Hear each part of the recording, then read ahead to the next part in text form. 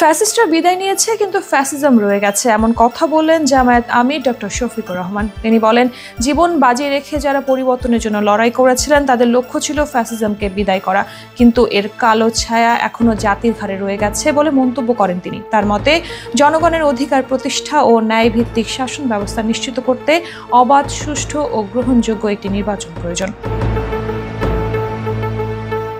সম্প্রতি এক সংবাদ সম্মেলনে এসব কথা বলেন বাংলাদেশ জামায়াতে ইসলামীর আমির। নিবন্ধন ফিরে পাওয়ার পর এটি দলটির প্রথম আনুষ্ঠানিক সংবাদ সম্মেলন।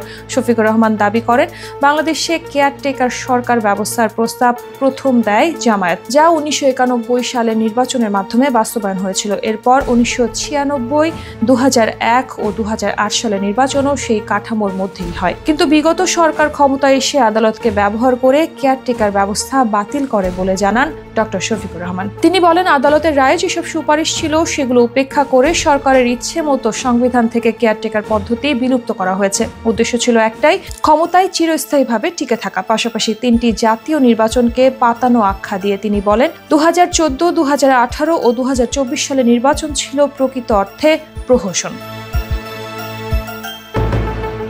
এদিকে যুব সমাজের বেকারত্বের জন্য কুশিক্ষাকে দায়ী করে জামায়াত আমির বলেন, গত 15 বছরে দেশের শিক্ষা ব্যবস্থা ধ্বংস করে দেওয়া হয়েছে, যার ফলে লাখো শিক্ষিত যুবক বেকার।